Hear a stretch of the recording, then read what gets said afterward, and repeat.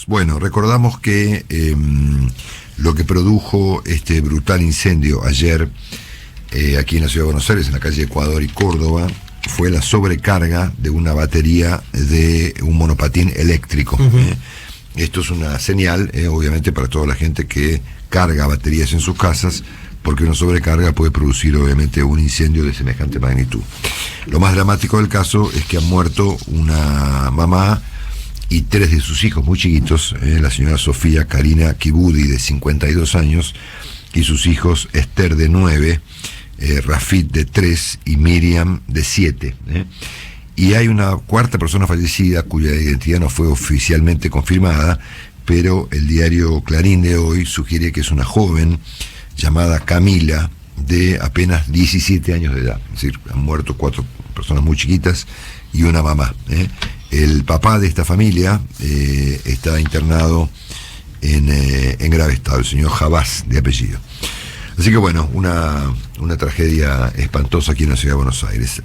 Ocurrió otra tragedia, ya estamos más habituados a esto, en la ciudad de Santa Fe, cuando un sicario mató a una señora de 53 años, a un joven de 15 y de paso a un perro, de 30 tiros, en el contexto de las bandas narco y de los crímenes con sicarios ocurren en toda la provincia de Santa Fe. Esto no fue Rosario, fue Santa Fe. Pero me parece que en ambos casos está ocurriendo lo mismo, ¿no? Bueno, ayer reapareció un personaje en la vida argentina que era obvio que iba a aparecer como consecuencia del fallo de la Corte sobre las apelaciones de Cristina Kirchner por el tema de vialidad, y me refiero al doctor Carlos Beraldi, el abogado penalista de la señora Kirchner, que había o integra aquella llamada Comisión Beraldi, ¿no?, que tenía como propósito reformar la justicia. Hay tantos proyectos de reforma de la justicia que ya no se sabe cuál está en curso y cuál no. Yo me acordaba ayer, por ejemplo, Willy, que aún no se logró en la Argentina designar formalmente a un procurador general. Claro, ¿no? claro. Es decir, es la parálisis que presenta la política argentina para cosas tan obvias como designar a un procurador, a un jefe de los fiscales, es algo realmente asombroso, ¿no? Hasta qué punto la política está totalmente trabada, ¿no? Por razones que ustedes ya conocen, por supuesto, ¿no? El doctor Beraldi, abogado de Cristina, integró o integra una comisión que tenía también como propósito, como hay ahora un propósito de reformar la Corte y de llevarla a 25 miembros y repartirlos entre los gobernadores, una comisión que tenía como propósito reformar la justicia. La Corte, ¿no es cierto? Y también la Corte. ¿verdad? El doctor Beraldi apareció públicamente. Las distintas salas se hacían. De las salas, exactamente. Bueno.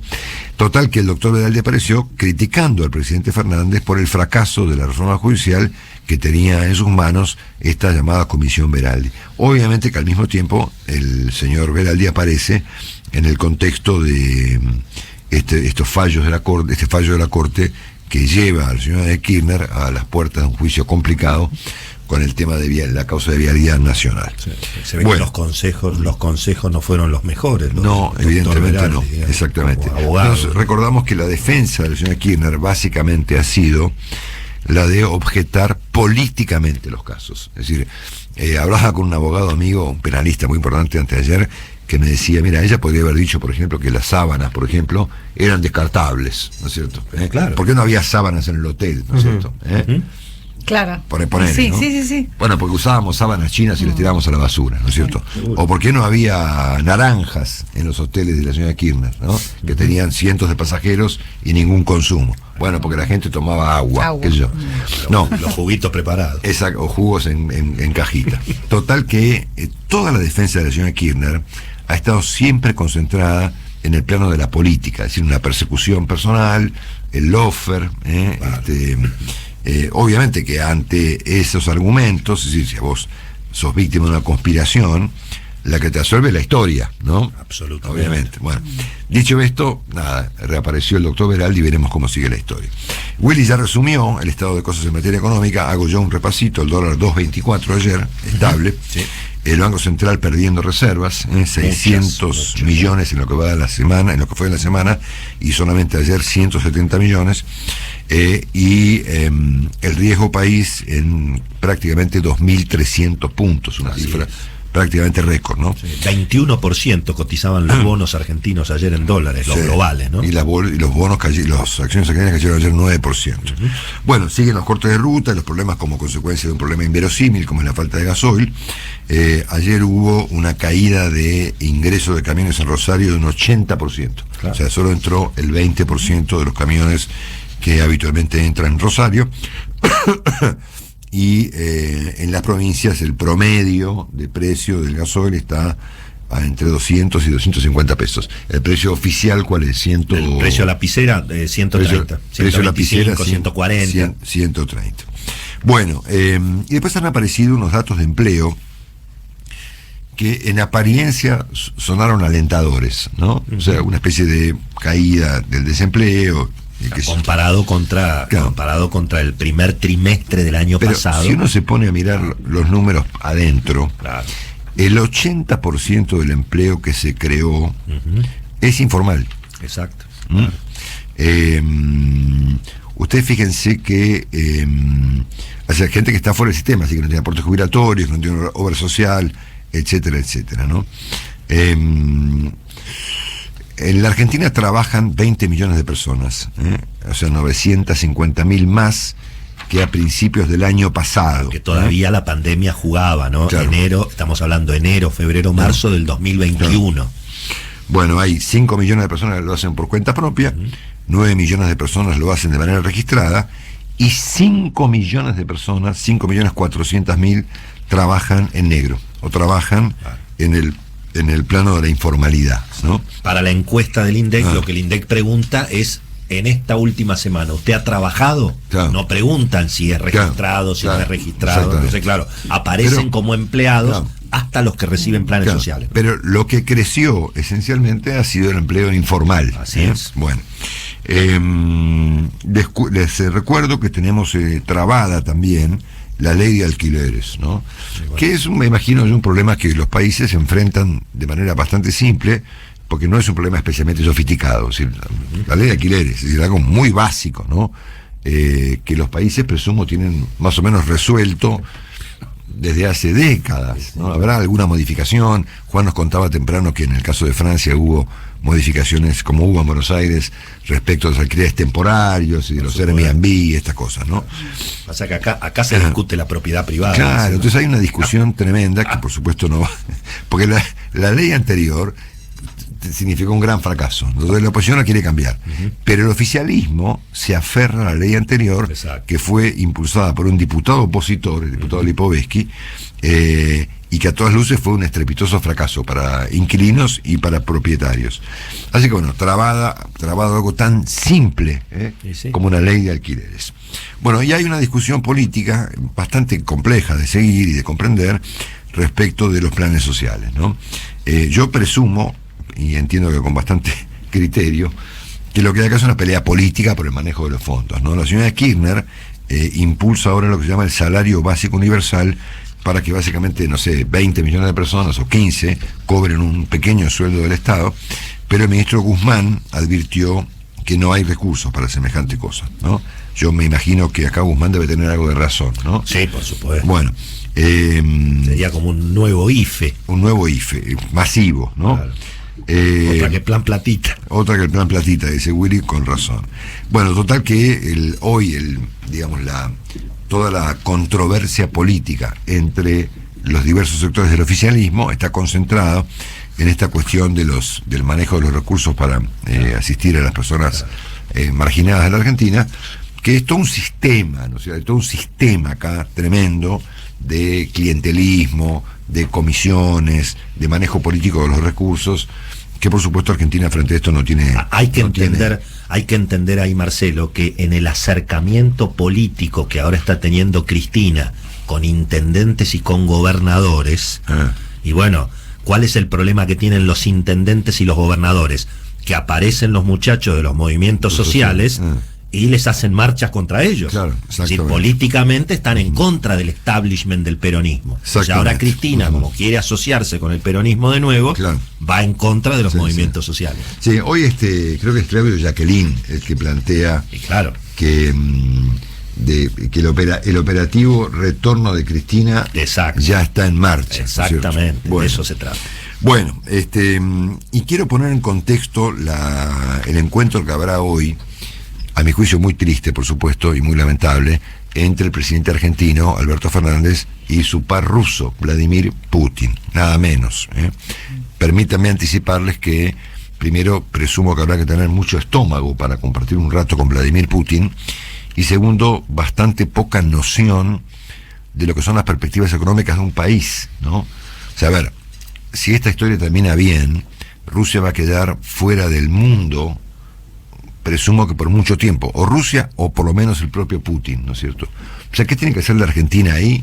Francamente yo no sé, y la verdad que le reconozco al presidente Fernández un grado de tolerancia estomacal para juntarse con un criminal de guerra que es, desde el punto de vista de la maldad humana, admirable, ¿no? Dicho esto, recordamos que ayer la Unión Europea, lo comentó Juan temprano, concedió a Ucrania y a Moldavia, otro país que está en peligro, el estatus de candidatos a integrar en algún momento en la Unión Europea. Esto puede tomar un día, 2 días, 5 días, 5 meses, un año, 2, 10 o 15, o 18, como Juan nos comentó, que es lo que le ocurre a Macedonia del Norte. Exactamente. Bueno, creo que sería un gesto extraordinario de parte del mundo civilizado que este estatus de candidatos, tanto de Moldavia como de Ucrania, se resuelva muy rápidamente, ¿no? Es obvio que la Unión Europea le pide a Ucrania que transparente cosas, que mejore su estatus democrático, la independencia judicial, bueno, lo que sea. Pero me parece que están las cosas como para que efectivamente Europa reaccione rápidamente, ¿no es cierto? Bueno, en segundo lugar, ayer apareció un dron suicida, o un dron kamikaze, que destruyó parte de una planta petrolera rusa en territorio ruso. No es la primera vez que pasa, obviamente Ucrania no ha dicho palabras sobre el asunto, pero es obvio que los rusos deben suponer que de alguna manera estos aparatos, estos drones, cruzan la frontera y atacan territorio ruso. Y acá nos empezamos a meter con cosas que empiezan a conectarse con la Argentina. Este resumen, y yo personalmente no tenemos ninguna simpatía por la figura del señor Recep Erdogan, que es el presidente de Turquía, que me parece a mí personalmente un sujeto execrable, ¿no? Esencialmente por sus impulsos autocráticos, y en segundo lugar porque él está obturando el ingreso de Suecia y de Finlandia a la OTAN, que son países que están particularmente amenazados por los rusos, ¿no? Sobre todo si Putin sigue creyéndose Pedro el Grande, que libró una guerra contra la pobre Suecia durante muchos años, ¿no? Cuando no existía Finlandia. Cuando no existía Finlandia. No. Turquía, en este caso, ha desarticulado una red iraní, visto desde acá parece un tema más, para Juan, que lo ve desde Europa, es uno de los grandes temas del día, que planeaba atentar contra ciudadanos israelíes en territorio turco y particularmente en la importantísima ciudad de Estambul. O sea que los movimientos iraníes no ocurren solamente en América Latina, ocurren en diversos lugares del mundo. La ONU denunció ayer que las torturas y detenciones arbitrarias en Venezuela no se detuvieron. Hay registros de torturas y detenciones arbitrarias hasta por lo menos abril del 2022, ¿no? El presidente Fernández, que además es una persona muy imaginativa, supuso y planteó hace un tiempo que Venezuela había corregido estos problemas. No solamente lo dijo Fernández, sino que lo dijo el embajador que Fernández designó para ocupar el rol de embajador argentino en Caracas a partir de dentro de poco tiempo. Pero la ONU ha afirmado lo contrario, que Venezuela continúa con sus prácticas arbitrarias, detenciones y torturas a personas que se contraponen al régimen de Nicolás Maduro.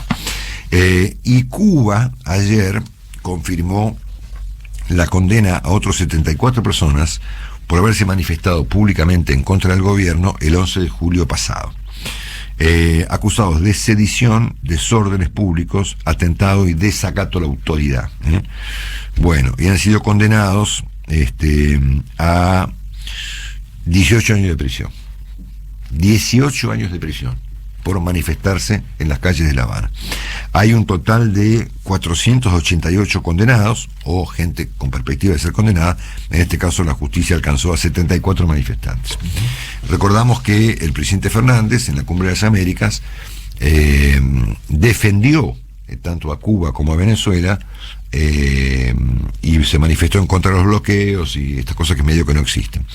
Pero bueno, esos son los regímenes que hoy está defendiendo la Argentina, ¿no es cierto? Que dirá la CELAC, ¿no? Porque el presidente habló como justamente titular de la CELAC. Exacto. El presidente habló en su condición de presidente de la CELAC, es decir, representando al sur, y le dijo al norte lo que él pensaba. Bueno, estaría bueno que el presidente comente ahora estos acontecimientos. Y se confirma desde ayer prácticamente el hecho de que el avión en cuestión, el que está aquí en Ezeiza detenido, no pertenece ni a Emtrasur, la empresa de cargo venezolana, ni a Conviasa, su dueña, ni a la compañía Mahan Air iraní, que es la que aparentemente le vendió o le alquiló o le dio el avión a los venezolanos. Pertenece a una compañía que tiene todas las sospechas encima, inclusive sanciones, llamada Qeshm Fars Air, una compañía obviamente de origen iraní, es iraní, y que figura, leo textualmente el trabajo de Lucía Salinas en Clarín esta mañana, en la lista negra del terrorismo de Estados Unidos. Así que bueno, era obvio, ¿no es cierto? Ayer, Santiago Cafiero, el canciller argentino, dijo: nosotros no teníamos ninguna información de que este avión no podía entrar a la Argentina, ¿no es cierto? Los paraguayos tenían. Los paraguayos la tenían, la Argentina no la tenía.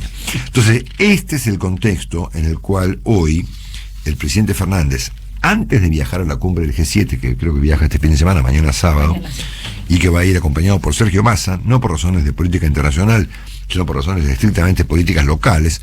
¿Por qué? Porque Massa amenaza con romper.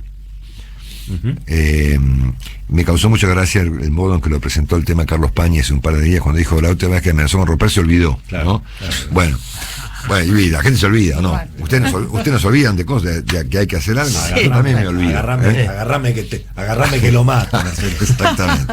Entonces ya fueron varias veces las que Sergio Massa amenazó con romper, o argumentó que el partido que él preside, el Frente Renovador, quería dejar de pertenecer a la coalición gobernante. Bueno, siguiendo el criterio de Carlos Pañi, y yo comparto, bueno, se olvidó de romper, ¿no? Y yo creo que cualquiera de ustedes, no sé, Juan se olvida de cosas, Romy se olvida de cosas, Nico se olvida de Willy, a veces despistado. A veces agarra una calentura, Marcelo. Y yo si no anoto todo, me olvido. Entonces, yo no anoto romper con el gobierno. Y si no miro lo que escribí, me lo olvidé.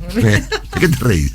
No, me parece muy gráfico, Marcelo. Bueno, ok, bueno, se olvidó. Entonces ahora va Fernández lo lleva, no sabemos bien para qué, a la cumbre del G7, como lo llevó también eventualmente para calmarlo a la cumbre de las Américas. Y siempre un viaje, Marcelo. Pero bueno, hoy, fuera de estos detalles, el presidente Fernández va a participar de la cumbre de los BRICS.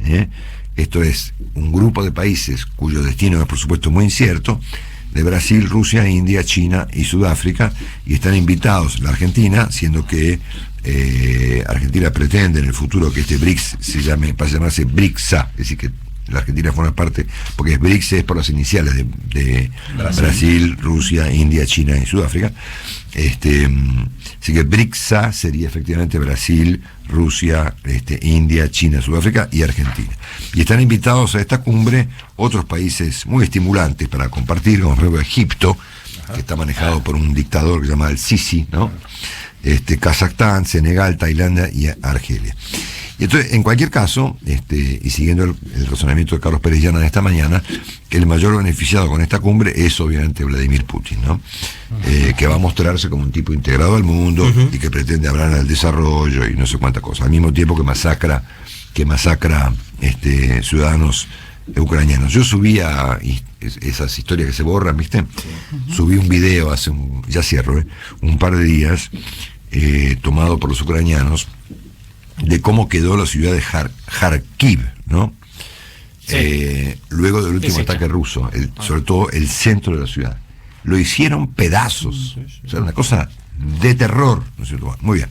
Entonces, en este contexto, el presidente Fernández va a reunirse hoy de manera virtual con Vladimir Putin. No sabemos si le va a ofrecer nuevamente a la Argentina como la puerta de entrada de Rusia a la región, siendo que cuando el presidente Fernández ofreció esa alternativa, ya había otras puertas de entrada en la región, ¿no es cierto? Por ejemplo, Cuba, Nicaragua o incluso Venezuela, ¿no es cierto?, que tienen más lazos con Rusia que nosotros. Para mí me parece un episodio muy grave, ¿no?, que de alguna manera nos exhibe con toda claridad el extravío general de la Argentina en materia de política exterior, las ganas de Fernández de juntarse con ciertos personajes en este momento del mundo, siendo que sobre todo después de esto viaja a la cumbre G7, donde va a encontrarse con Juan Biden, con Olaf Scholz, con Biden, con Olaf Scholz, con Emmanuel Macron, etcétera, etcétera, ¿no es cierto? A mí antes me resultaba como triste, ¿no? Ahora me produce una cierta indignación ya, ¿no?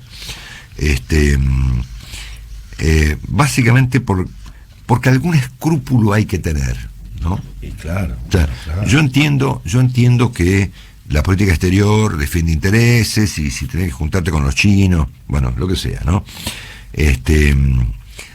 Pero algún escrúpulo hay que tener. O sea, algún principio tenés que manifestar, ¿no es cierto? Siendo que el presidente Fernández evidentemente no tiene ninguno, así le va. O sea, hay una relación entre la visible falta de escrúpulos del presidente y su resultado en materia de ponderación pública, de imagen pública y de cómo es visto hoy por los argentinos. Una persona que no tiene ningún escrúpulo, ¿no? O sea, para juntarse hoy con Vladimir Putin no tenés que tener ningún escrúpulo. Y vos fíjate que lo hacen los chinos, que tienen intereses con Rusia, porque Rusia le vende hoy a los chinos el petróleo que no le vende al resto del mundo. Va a estar la India, que está manejada por un tipo que se llama Narendra Modi, que no es precisamente un demócrata, ¿no es cierto? Ni hablar de Xi Jinping, digamos que es probablemente de los líderes chinos últimos, el más autoritario de todos, y que además protagoniza una cacería humana contra los uigures, el tema del cual hemos hablado ya en este programa varias veces, y por supuesto Brasil, cuyo presidente ya ha amenazado que si pierde las elecciones el próximo mes de octubre, no las va a reconocer, porque es obvio que él va a ganar, ¿no es cierto? Y que su derrota electoral sería efectivamente una prueba elocuente de que en Brasil ha llegado el fraude electoral. Es una especie de Trump latinoamericano delirante. En este contexto, y con estos datos previos respecto de los iraníes, respecto de los cubanos, respecto de los venezolanos y respecto de los rusos, en este contexto aparece hoy en esta cumbre Alberto Fernández. Por eso digo, me parece que hay una relación entre la falta de escrúpulos y cómo te ve la sociedad, ¿no? Una relación creo que bastante directa.